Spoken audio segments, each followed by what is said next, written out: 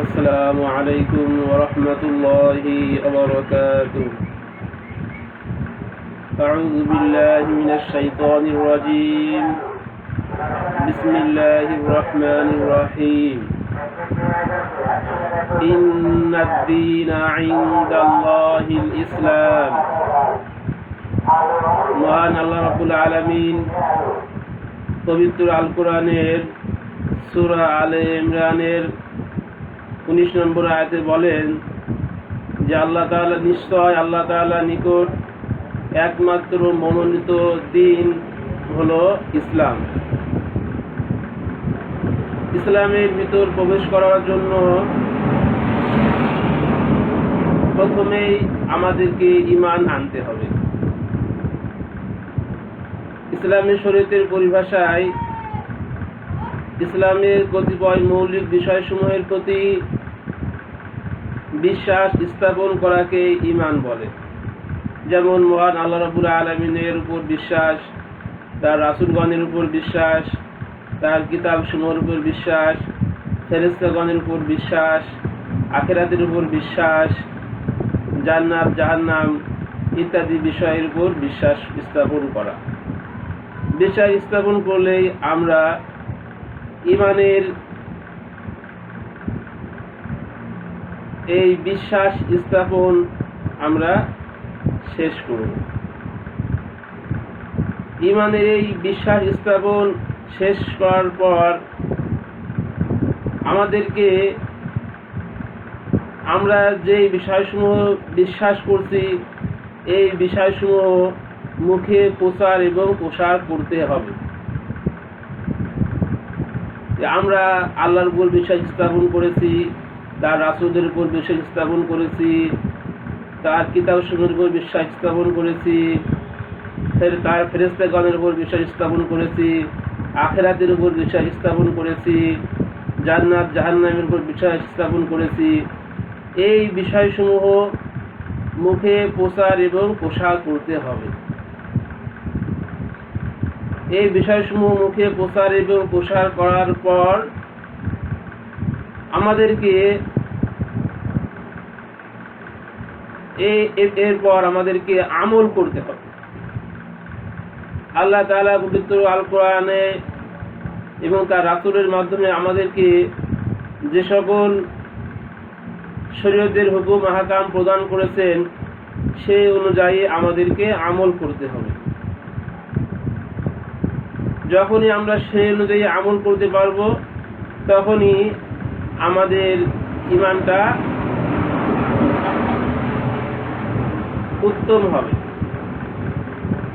এবং আমরা ইসলামী শরীয়তের জীবন ব্যবস্থা উপভোগ করতে পারব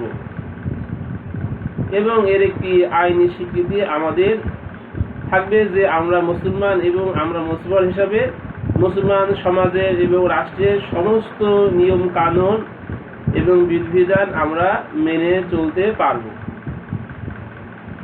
ইসলামী শরীয়ত জীবন ব্যবস্থা আমরা উপভোগ করতে পারব। তো ঈমানের এই প্রাথমিক পর্যায়, এই প্রথম পর্যায়ে আমরা এই কাজগুলো করার পর আমরা ইসলামী জীবন ব্যবস্থাটা উপভোগ করতে পারব। ইসলামী জীবন ব্যবস্থা উপভোগ করার পর একজন মুসলমান হিসাবে আমাদের দায়িত্ব ও কর্তব্য বেড়ে যাবে। এই দায়িত্ব এবং কর্তব্যের মধ্যে ঈমানদারদের জন্য প্রথমে যে দায়িত্ব এবং কর্তব্য ইসলামী জীবন ব্যবস্থা উপভোগ করার পর সে সম্পর্কে মহান আল্লাহ রাব্বুল আলামিন সূরা বাকারার 257 নম্বর আয়াতে বলেন, আল্লাহু ওয়ালিয়ুল্লাযীনা আমানু ইখরিজুহুম মিনাজ যুলুমাতি ইলান নূর। অর্থাৎ যারা আল্লাহর উপর ঈমান আনে, যারা ঈমানদার, তারা মানুষদেরকে অন্ধকার থেকে আলোর পথে নিয়ে আসে। অর্থাৎ আমরা যখন ঈমান আনয়ন করব, ইসলামী জীবন উপভোগ করব, তখন আমাদের উপর দায়িত্ব কর্তব্য হয়ে যাবে মানুষদেরকে অন্ধকার থেকে আলোর দিকে নিয়ে আসা। এখন অন্ধকার এবং আলো আমরা সবাই জানি যে দিনের বেলা আলো থাকে এবং রাতের বেলা অন্ধকার থাকে।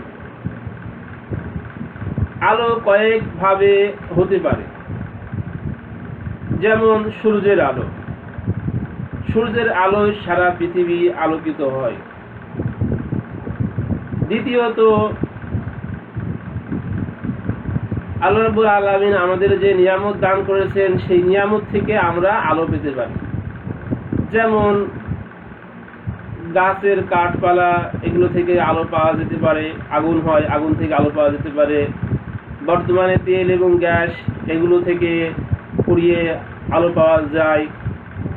তাহলে এগুলো আলোর একটি মাধ্যম। সূর্য যেমন আল্লাহ তাআলার প্রদত্ত একটি আলো, সেরকম ভাবে তেল, গ্যাস, কাঠ আরো অন্যান্য নিয়ামত থেকেও আগুন ধরিয়ে আলো পাওয়া যায়। এটাও একটা আল্লাহ তাআলার একটা আলোর একটা উৎস। আলোর আরো একটি উৎস হচ্ছে জিন। জিন হলো আগুনের তৈরি। আগুন যেখানে জ্বলে সেখানে আলোকিত হয়, অর্থাৎ যেখানে জিন আছে সেখানে আলোর কিছুটা প্রভাব আছে, এটা সবাই স্বীকার করে।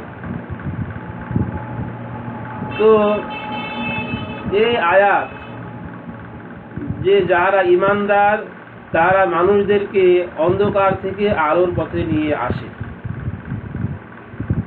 ইসলামী জীবন ব্যবস্থার ভিতরে প্রবেশ করার পর, ইসলামী জীবন উপভোগ করার পর এই আয়াতের আমল করার জন্য রাসূল সাল্লাল্লাহু আলাইহি সাল্লামের জীবিত থাকা অবস্থা থেকেই তারপর সাহাবী, তাবি এবং তারপর অনেক ইসলামী মনীষীগণ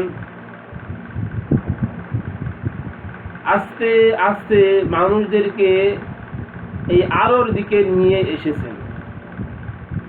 এই কাজটি করার জন্য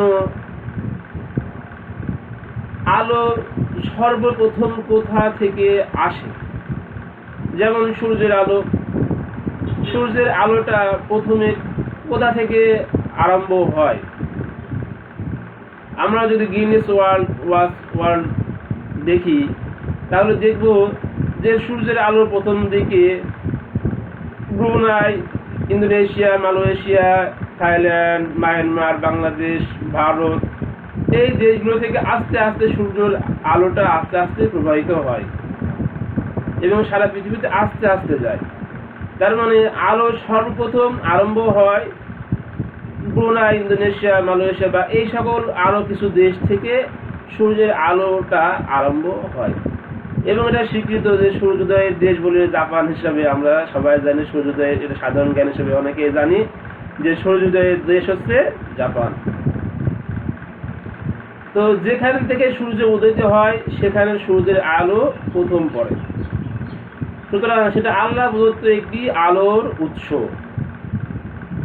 এই আলোর দিকে ধাবন করার জন্যই যুগে যুগে অনেক ইসলামী মনীষীগণ ইসলামী জীবন ব্যবস্থার ভিতরে অনুপ্রবেশ করার পর তাদের উপর যে দায়িত্ব এবং কর্তব্য যে মানুষদেরকে আলোর দিকে নিয়ে আসা, এই আলোর দিকে নিয়ে আসার জন্যই তারা ভারত, চীন, মায়ানমার এই সকল দেশগুলোতে তারা আসেন এবং ইসলামের দাওয়াত প্রসার করেন। এবং বর্তমানে আপনারা জানেন মালয়েশিয়া, ইন্দোনেশিয়া, ব্রুনাই পর্যন্ত যেগুলো এখন মুসলিম রাষ্ট্র হিসেবে স্বীকৃত। এটা হলো ইসলামের একটি দ্বিতীয় পর্যায়, যে যখনই একজন মুসলমান ঈমান আনবে, ইসলামের জীবন ব্যবস্থা উপভোগ করবে, তখন তার উপর যে দ্বিতীয় যে দায়িত্ব কর্তব্য চলে আসবে সেটা হচ্ছে মানুষদেরকে অন্ধকার থেকে আলোর পথে নিয়ে আসা।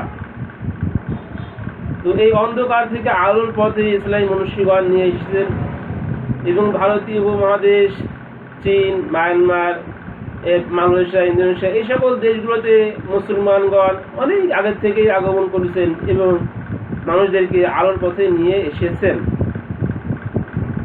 এবং অনেক মানুষ আবার এই সকল দেশ থেকে তারা আবার পৃথিবীর অনেক দেশে তারা ইসলামের দাওয়াত নিয়ে গিয়েছেন।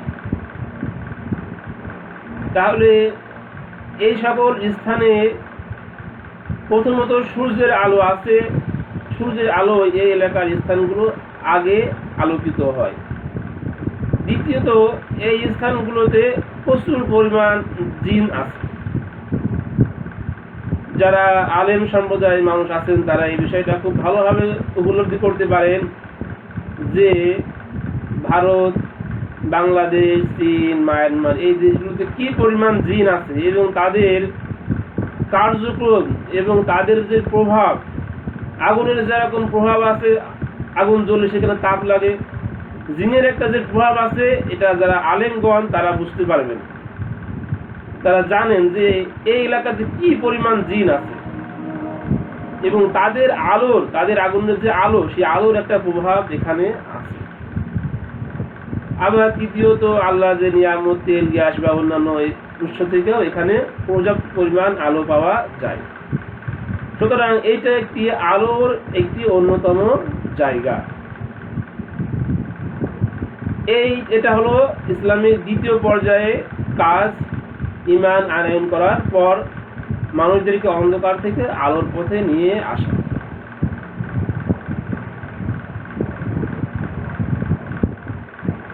মানুষদেরকে অন্ধকার থেকে আলোর পথে নিয়ে আসার পর এই কাজটি শেষ হওয়ার পর আসে ইসলামের তৃতীয় একটি পর্যায়। ইসলামী জীবন ব্যবস্থার একটি উন্নত লক্ষ্য এবং উদ্দেশ্য রয়েছে। ইসলামী জীবন আল্লাহ তাআলার সর্বশেষ দিন ব্যবস্থা এবং আল কোরআন আল্লাহ তাআলার অবতীর্ণ সর্বশেষ কিতাব। আল্লাহ রাসূল হযরত মুহাম্মদ সাল্লাল্লাহু আলাইহি ওয়াসাল্লাম আল্লাহ তাআলার সর্বশেষ নবী। ইসলামের মাধ্যমে আল্লাহ তাআলা মানব জাতিকে অনেক গুরুত্বপূর্ণ দিক নির্দেশনা প্রদান করেছেন মানব জাতির কল্যাণের জন্য। তো ইসলামে রয়েছে উন্নত লক্ষ্য এবং উদ্দেশ্য যা অন্য কোনো ধর্মে নেই। একমাত্র ইসলামেই দুনিয়া এবং আখিরাতের কল্যাণের জন্য মানুষের বিষয়ে, মানুষের কল্যাণের জন্য, দুনিয়া এবং আখিরাতের কল্যাণের জন্য বলা আছে। তো ইসলামের দ্বিতীয় পর্যায়ে অর্থাৎ মানুষদের যারা ঈমানদার তারা মানুষদেরকে অন্ধকার থেকে আলোর পথে নিয়ে আসে। এই কাজটি শেষ করার পর তৃতীয় একটি পর্যায়ে মুসলমানদেরকে উন্নীত হতে হবে। বর্তমানে বাংলাদেশ, ভারত এবং চীনেও, তারপরে মালয়েশিয়া, ইন্দোনেশিয়া, ব্রুনাই, এই দেশগুলোতে অসংখ্য মুসলমান বর্তমানে বসবাস করছে। বাংলাদেশে যে সকল মুসলমান বসবাস করছেন তারা ইসলামের প্রথম পর্যায় অতিক্রম করেছেন। ইসলামের প্রাথমিক পর্যায়ে তারা উন্নীত এবং ইসলামের দ্বিতীয় পর্যায়েও বাংলাদেশের মানুষ উন্নীত। এখন বাংলাদেশের মানুষের দায়িত্ব এবং কর্তব্য আছে ইসলামের তৃতীয় পর্যায়ে উন্নীত হওয়া। আমাদের পার্শ্ববর্তী দেশ ভারত, চীন, মায়ানমার এ সকল দেশেও মুসলমান আছে। ভারতেও একই সাথে প্রাথমিক পর্যায়ের ঈমানদার মুসলমান আছেন, দ্বিতীয় পর্যায়ের মুসলমান আছেন এবং তৃতীয় পর্যায়ে যোগ্যতা সম্পন্ন মুসলমান আছেন। চীনেও একইভাবে প্রাথমিক পর্যায়ের মুসলমান আছেন, দ্বিতীয় পর্যায়ের মুসলমান আছেন এবং তৃতীয় পর্যায়ের মুসলমান আছেন। তবে চীনে এই সংখ্যাটা একেবারেই কম। চীনের জনসংখ্যার মাত্র 2 কোটি মানুষ হচ্ছে মুসলমান। তো এই সংখ্যাটা চীনে খুবই কম। এখন আমাদের বাংলাদেশ একটি স্বাধীন সার্বভৌমত্ব দেশ। বর্তমানে বাংলাদেশ সরকারের বিভিন্ন কল্যাণমূলক উদ্যোগের উল্লেখযোগ্য কর্মকাণ্ড হচ্ছে বাংলাদেশের শিক্ষা ব্যবস্থা উন্নতি করা। এ লক্ষ্যে বাংলাদেশ সরকার পর্যায়ক্রমে এ পর্যন্ত অনেকগুলো বিশ্ববিদ্যালয় স্থাপন করেছেন। বাংলাদেশের মানুষ বর্তমানে অধিক সংখ্যক শিক্ষায় শিক্ষিত হচ্ছেন। অনেক উচ্চ শিক্ষা প্রতিষ্ঠান বর্তমানে বাংলাদেশে রয়েছে এবং অনেক ছাত্র ছাত্রী শিক্ষার্থীবৃন্দ এই সকল উচ্চ শিক্ষা প্রতিষ্ঠান থেকে শিক্ষা অর্জন করছে। এখন আমাদের বাংলাদেশের মানুষের একজন মুসলমান হিসাবে ইসলামের তৃতীয় পর্যায়ে কাজ আরম্ভ করার জন্য, তৃতীয় পর্যায়ে উন্নীত হওয়ার জন্য আমাদেরকে অগ্রসর হতে হবে। সেই তৃতীয় পর্যায়ের কাজটিও আল্লাহ তাআলা এই সূরা বাকারার 257 নম্বরে আয়াতে বলেন। একই আয়াতে আল্লাহ রাব্বুল আলামিন একই সাথে বলেছেন যে যারা ঈমানদার তারা মানুষদেরকে অন্ধকার থেকে আলোর পথে নিয়ে আসে। এই একই আয়াতের মধ্যেই আবার আল্লাহ তাআলা বলেন ওয়াল্লাযীনা কাফারু আউলিয়াউহুমুত তাগুত ওয়াল্লাযীনা কাফারু আউলিয়াউহুমুত তাগুত ইখরিজুনাহুম মিনান নূরি ইলাজ যুলুমাত। আর যারা কাফের তারা মানুষদেরকে আলো থেকে অন্ধকারের দিকে নিয়ে যায়।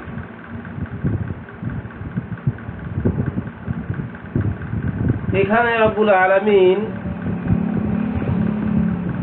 বলেছেন যে যারা কাফের তারা মানুষদেরকে অন্ধকার থেকে আলো থেকে অন্ধকারের দিকে নিয়ে যায়। কাফের শব্দটি আপনারা সবাই জানেন, যার অর্থ হচ্ছে অস্বীকার করা। এ সম্পর্কে আল্লাহ রাব্বুল আলামিন একটা মাক্কি সূরা অবতীর্ণ করেছেন কাফিরুন। আপনারা সবাই জানেন যে কাফিরুন বলে একটি সূরা পবিত্র আল কোরআনে রয়েছে। তো যারা কাফের তারা মানুষদেরকে আলো থেকে অন্ধকারের দিকে নিয়ে যায়। ইসলামের এই তৃতীয় পর্যায়ে নিয়ে বিশ্বে অনেক মুসলিম মনীষীগণ অনেক চিন্তা এবং গবেষণা করেছেন। অনেক ধরনের পদ্ধতি পন্থা উপায় তারা বের করার চেষ্টা করেছেন এবং করছেন। বাংলাদেশের উলামায়ে কিরামগণ এই বিষয়ে অনেক চিন্তা গবেষণা করেছেন। অনেক গবেষণা করার পর অনেক পথ এবং উপায় তিনারা দিক নির্দেশনা করেছেন। আপনারা আলেমদের কাছ থেকে এই বিষয়ে পরামর্শ নিতে পারেন। এখানে যদিও কাফের শব্দটা ব্যবহার করা হয়েছে, তো একজন মুসলমান ঈমান গ্রহণের পর সে কখনোই আর কাফের থাকে না, কিন্তু কিছু রূপক বৈশিষ্ট্য থাকে। এই রূপক বৈশিষ্ট্য কারণে কিছু কাজে কিছু পার্থক্য হয়ে যায়। এই কাফের মানে এই নয় যে আপনি এখান থেকে একটা মুসলমান যখন মানুষদেরকে আলো থেকে অন্ধকারের দিকে নিয়ে যাবে সে আর ইসলামী হুকুম আহকাম মানতে পারবে না, এরকম কোনো কথা বা বিষয় নয়। বরং সে এখান থেকে বাংলাদেশ থেকে অন্য কোনো দেশ যেতে পারবে, সেখানে যে ইসলাম অনুযায়ী জীবন পরিচালনা করতে পারবে, ইসলামী জীবন ব্যবস্থা উপভোগ করতে পারবে, ইসলামের প্রচার এবং প্রসার করতে পারবে, সবই পারবে। তবে কিছু রূপক বৈশিষ্ট্যের কারণে এখানে এই কথাটা বলা হয়েছে যে যারা কাফের তারা মানুষদেরকে আলো থেকে অন্ধকারের দিকে নিয়ে যায়।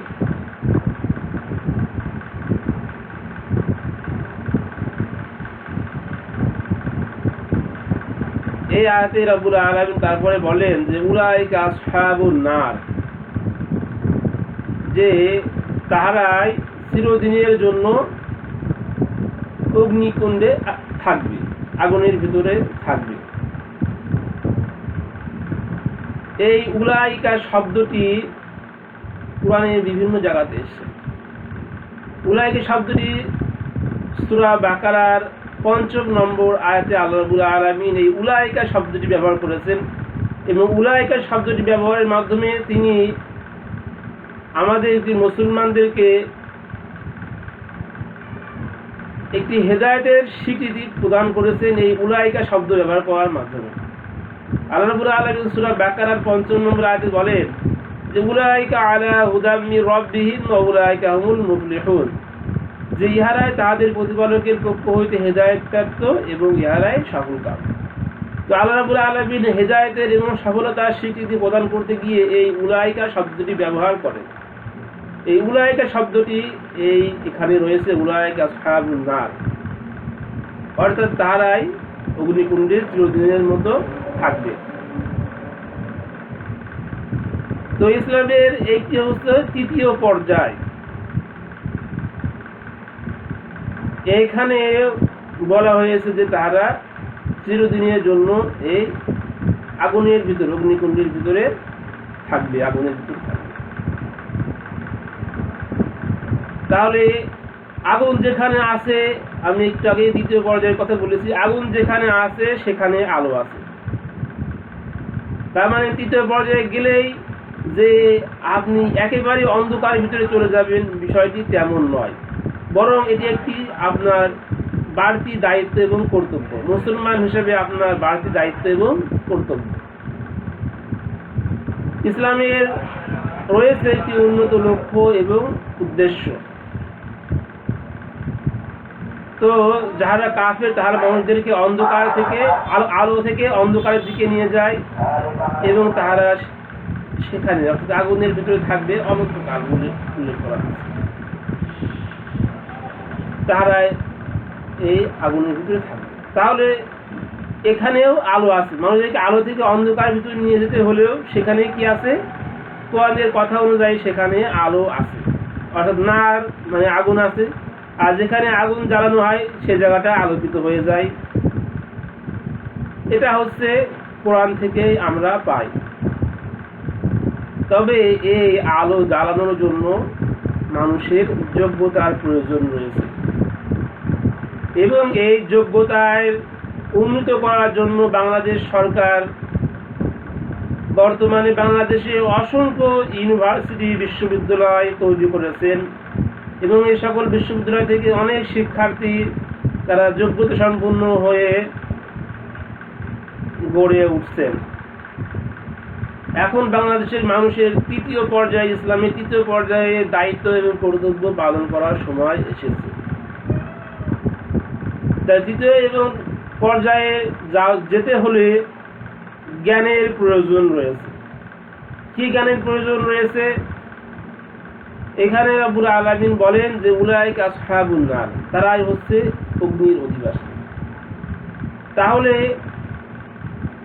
অগ্নি মানে আগুন, অর্থাৎ এখানে আগুন আপনাকে আগুন থাকবে অথবা আপনাকে আগুনটা তৈরি করতে হবে।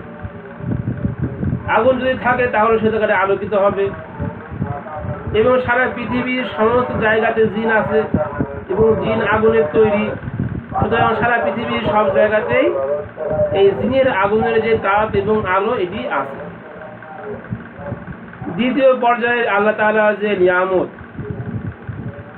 সেই নিয়ামত তেল এবং গ্যাস বা অন্যান্য নিয়ামত। এই তেল এবং গ্যাস থেকে আলো তৈরি করা শিখতে হবে। তেল এবং গ্যাস উত্তোলন করার জ্ঞান অর্জন করতে হবে এবং জ্ঞান অর্জন করে তেল এবং গ্যাস থেকে আগুন তৈরি করার পদ্ধতিটা জানতে হবে এবং একই সাথে এটাও জানতে হবে যে অধিক আগুনের কারণে মানুষের ক্ষতি হয়। এই জন্য মানুষের আগুনের কারণে যাতে মানুষের ক্ষতি না হয় সেই জন্য সেই উপায়টি অবলম্বন করার মতো যোগ্যতা থাকতে হবে ইসলামের এই তৃতীয় পর্যায়ে উন্নীত হওয়ার জন্য। যেমন আপনারা জানেন যে গরমকালে বাংলাদেশের এখন অনেক বাসা বাড়িতে, অফিস আদালতে এসি ব্যবহার করা হয়। গরমের উত্তাপ, এই উত্তাপ থেকে বাঁচার জন্য এসি তৈরি করা হয়েছে, যাতে করে গরমটা একটু কম হয়, মানুষ স্বাচ্ছন্দ্য জীবন উপভোগ করতে পারে। তাহলে আপনাকে এই জ্ঞান তৃতীয় পর্যায়ে যাওয়ার জন্য এই জ্ঞানটি অর্জন করতে হবে যে যাতে মানুষের আগুনের কষ্ট থেকে লাঘব করা যায়। তাহলে দুইটি কাজ, প্রথমত আপনাকে আগুন তৈরি করা শিখতে হবে। আগুন তৈরি করার জন্য তেল এবং গ্যাস কিভাবে উত্তোলন করতে হয় বা সৌর বিদ্যুতের মাধ্যমে কিভাবে আপনি আগুন তৈরি করতে পারবেন, এই বিষয়ে আপনাকে জ্ঞান অর্জন করতে হবে। এবং অধিক আগুনের কারণে যাতে মানুষের ক্ষতি না হয়ে যায় এবং সেটা কিভাবে আপনি মোকাবেলা করবেন, সেই যোগ্যতা এবং জ্ঞান আপনাকে অর্জন করতে হবে।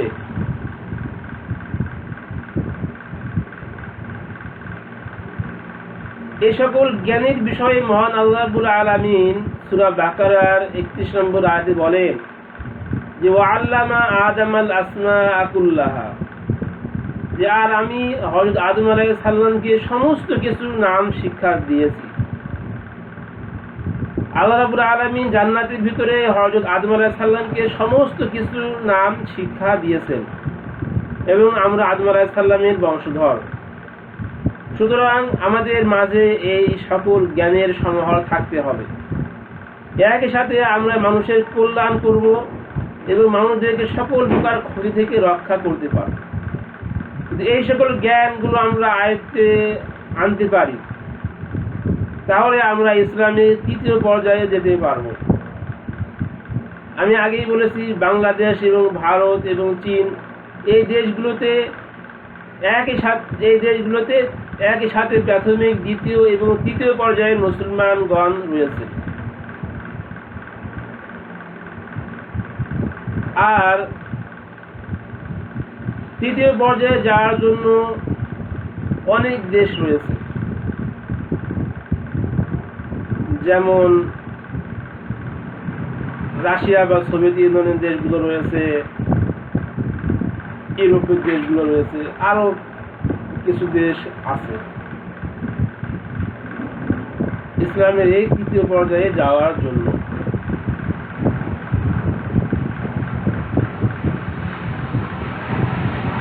ইসলামের এই তৃতীয় পর্যায়ের কাজ শেষ করার পর মুসলমানদের উপর দায়িত্ব এবং কর্তব্য হয়ে যাবে ইসলামের চতুর্থ পর্যায়ের কাজ করার জন্য। ইসলামের চতুর্থ পর্যায়ের কাজ করার মতো দেশের সংখ্যা বর্তমানে খুবই কম।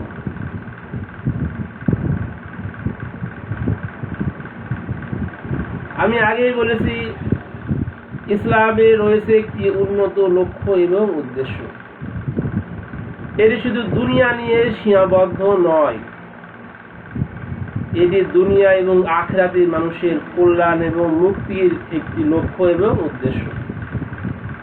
এই লক্ষ্য এবং উদ্দেশ্যের জন্য প্রত্যেক মুসলমানদেরকে কয়েকটি ধাপ অতিক্রম করতে হবে এবং ধাপ বৃদ্ধি পেতে থাকবে। তো বর্তমানে এই চতুর্থ পর্যায়ের মুসলমানদের যে দায়িত্ব এবং কর্তব্য, এই দায়িত্ব এবং কর্তব্য পালন করার মতো দেশের সংখ্যা খুবই কম। বর্তমান বিশ্বের একমাত্র মুসলিম রাষ্ট্র হিসেবে ইসলামের এই চতুর্থ পর্যায়ের কাজটি করছে কাজাকিস্তান। আপনারা জানেন, কাজাকিস্তানের বাইকনুর ওখান থেকে মহাকাশ নিয়ে অনেক গবেষণা করা হয়। ইসলামের এই মহাকাশ নিয়ে গবেষণার কাজ, এটি ইসলামের একটি চতুর্থ পর্যায়ের কাজ হিসাবে পরিগণিত হতে পারে। একমাত্র মুসলিম দেশ হিসেবে কাজাকিস্তানই এই কাজটি করছে। তবে আপনারা জেনে আনন্দিত হবেন যে আপনারা বিষয়টি জানেন যে মহাকাশ নিয়ে শুধু কাজাকিস্তানেই কাজ করে এমনটি নয়, বরং অনেক অমুসলিম রাষ্ট্র ইসলামের লক্ষ্য এবং উদ্দেশ্য তারা বুঝতে পেরে এবং মানব জাতির এই কল্যাণের কথা তারা বুঝতে পেরে তারা অমুসলিম রাষ্ট্র হওয়া সত্ত্বেও এই বিষয়ে কাজ অগ্রসর করেছে। যেমন ফ্রান্স, আমেরিকা, কানাডা, রাশিয়া এই সকল দেশ ইসলামের এই চতুর্থ পর্যায়ের কাজ তারা আরম্ভ করে দিয়েছে। যদিও এই কাজ করার মতো যোগ্যতা সম্পন্ন লোক মুসলমান মানুষ এ সকল দেশে একেবারেই কম। ইসলামের চতুর্থ পর্যায়ের কাজ করার মতো যোগ্যতা সম্পন্ন মানুষ বর্তমানে এই সকল দেশগুলোতে কম রয়েছে। অর্থাৎ Kazakhstan, France, America, Canada, Russia এই সকল দেশে ইসলামের চতুর্থ পর্যায়ের কাজ আরম্ভ হয়ে গিয়েছে, কিন্তু এই সকল দেশে ইসলামের চতুর্থ পর্যায়ের কাজ করার মতো যোগ্যতা সম্পন্ন মানুষ অনেক কম রয়েছে। তো এখন আমাদের মুসলমানদের দায়িত্ব এবং কর্তব্য হচ্ছে আমরা বাংলাদেশ আরো অন্যান্য দেশ যেগুলো রয়েছেন শিক্ষা অর্জন করে আমরা ইসলামের তৃতীয় পর্যায়ের কাজটি আরম্ভ করব। এজন্য আমাদেরকে আমরা যার যেরকম সামর্থ্য সুবিধা সে অনুযায়ী অগ্রসর হবে। যে পাকিস্তান, আফগানিস্তান বা ভারত দিয়ে অগ্রসর হতে পারবে ইসলামের চতুর্থ পর্যায়ের কাজ করার জন্য, তৃতীয় পর্যায়ে চতুর্থ পর্যায়ের কাজ করার জন্য, সে ভারত, পাকিস্তান, আফগানিস্তান হয়ে যেতে পারে। তবে এটি একটি আপনার সামর্থ্য অনুযায়ী, এবং কেউ ইচ্ছা করলে চীন দিয়েও এই কাজটি তৃতীয় এবং চতুর্থ পর্যায়ের কাজগুলো করতে পারেন। তবে এইগুলোর জন্য আপনার প্রথম শর্ত হচ্ছে আপনার শিক্ষাগত যোগ্যতা, অর্থাৎ আপনার জ্ঞান থাকতে হবে। আপনার জ্ঞান থাকলেই আপনি এই কাজের দিকে, এই ইসলামের তৃতীয় পর্যায়ের ধাপের দিকে অগ্রসর হতে পারবেন। এবং এই দেশ এবং তারপরে রাশিয়া রয়েছে, আপনার সোভিয়েত ইউনিয়নের দেশগুলো রয়েছে, এই দেশগুলোতে যে আপনি তৃতীয় এবং চতুর্থ পর্যায়ের কাজগুলো করতে পারবেন, সুযোগ পাবেন। তবে এই কাজগুলো করার জন্য আপনার শিক্ষাগত যোগ্যতাটা অপরিহার্য, এবং আপনার একই সাথে কিছুটা আর্থিক সামর্থ্য থাকতে হবে।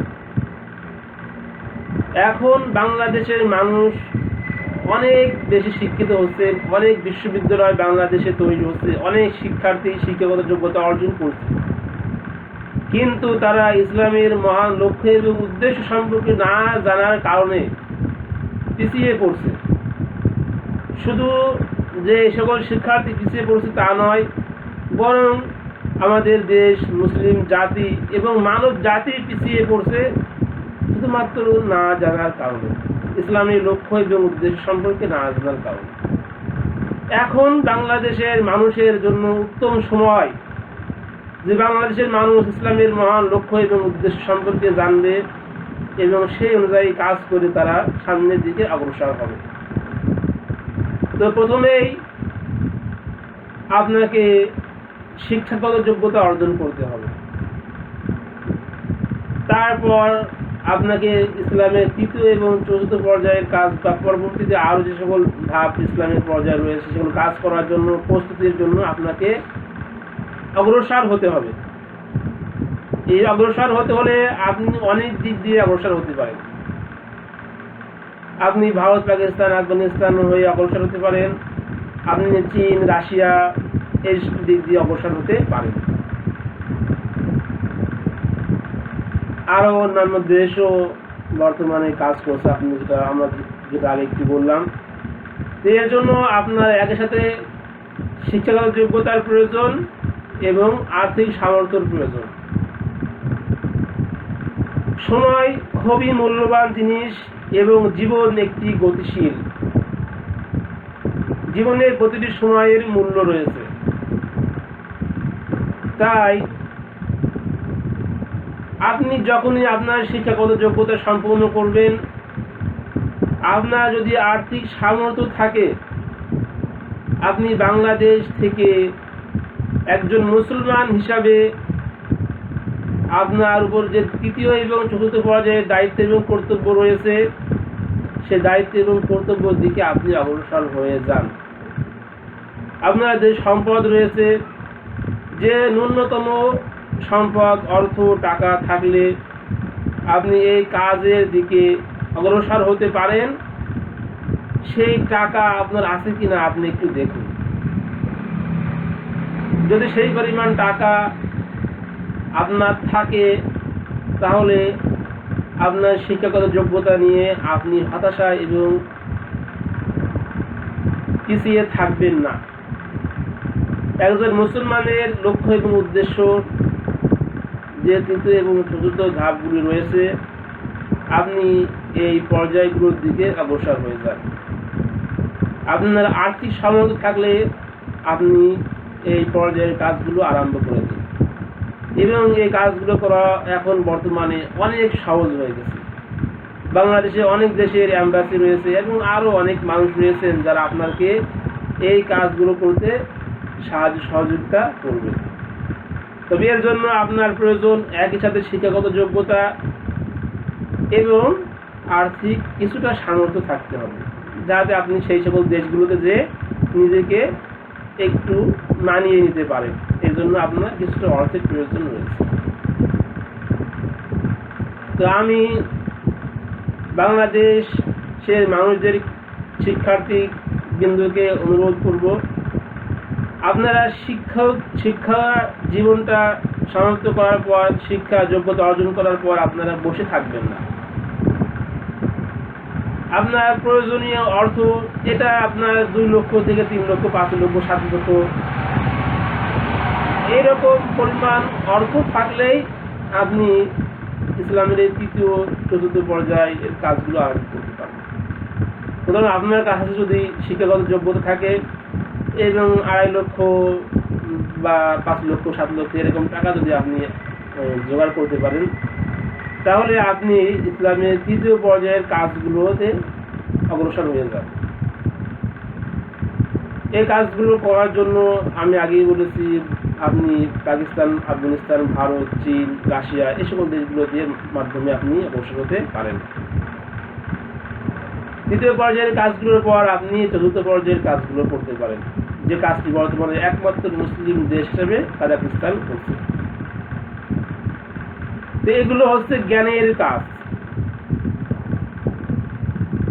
এগুলো হচ্ছে আপনার জ্ঞানের কাজ। জ্ঞান দিয়ে আপনি ইসলামের যে সুমহান লক্ষ্য এবং উদ্দেশ্য রয়েছে, সেই সুমহান লক্ষ্য এবং উদ্দেশ্যের দিকে আপনি অগ্রসর হবেন এবং মানব জাতিকে আপনি কল্যাণ এবং আল্লাহ তাআলা দেওয়া লক্ষ্য এবং উদ্দেশ্যের দিকে অগ্রসর করে নিয়ে যাবেন। তো এখন বাংলাদেশের মানুষ, আমরা চিন্তা করি যে আমাদের কতটুকু যোগ্যতা রয়েছে, সামর্থ্য রয়েছে, এবং যোগ্যতা এবং সামর্থ্য মানুষের সবসময় একরকম থাকে না। এখন শিক্ষাগত যোগ্যতা রয়েছে, পরবর্তী শিক্ষাগত যোগ্যতা কমে যেতে পারে। এখন আর্থিক সামর্থ্য শক্তি রয়েছে, পরবর্তীতে এই আর্থিক শক্তি এবং সামর্থ্যটা হ্রাস পেয়ে যেতে পারে। এই সকল বিষয়ের প্রতি লক্ষ্য রেখে আপনারা এখনই সিদ্ধান্ত নিন যে আপনি ইসলামের তৃতীয় পর্যায়ের কাজটি করতে এবং চতুর্থ পর্যায়ের কাজের দিকে অগ্রসর হতে পারেন কিনা।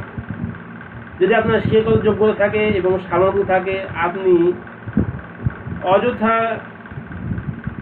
সময় নষ্ট না করে আপনি ইসলামের তৃতীয় এবং চতুর্থ পর্যায়ের দিকে অগ্রসর হয়ে যান।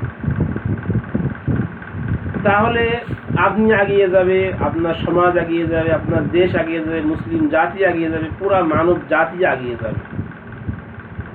আসুন আমরা ইসলামের সুমহান লক্ষ্য এবং উদ্দেশ্য সম্পর্কে জানি এবং বুঝি।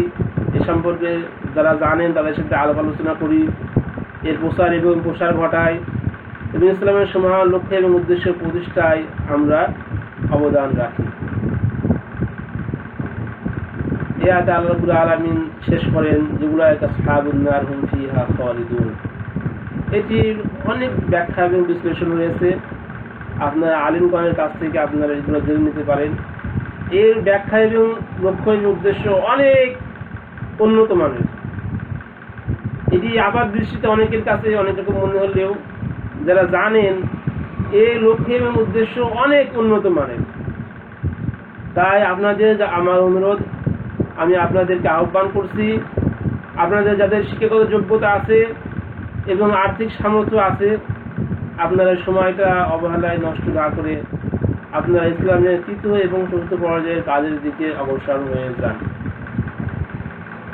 এবং নিজের নিজের দেশ, নিজের সমাজ, দেশ, মুসলমান জাতি এবং বিশ্ব মানবতার কল্যাণের দিকে অগ্রসর হয়ে যায়। ইসলামের তৃতীয় এবং চতুর্থ পর্যায়ের কাজ একমাত্র মুসলিম রাষ্ট্র হিসেবে করছে কাজাকিস্তান এবং ফ্রান্স, আমেরিকাও করছে। তো এই সকল দেশগুলোতে যাওয়ার জন্য আপনাকে অবশ্যই এই সকল দেশের সাথে যাদের সম্পর্ক রয়েছে তাদের সাথে যোগাযোগ রক্ষা করে আপনাকে এই সকল দেশগুলোতে যেতে হবে। তো যাদের এই সকল দেশের সাথে সম্পর্ক রয়েছে আপনারা তাদের সম্পর্ক স্থাপন করুন এবং আপনি আপনার লক্ষ্য ঠিক করে নিন যে আপনি কোন দিকে যাবেন। আপনি যেদিকে যেতে চান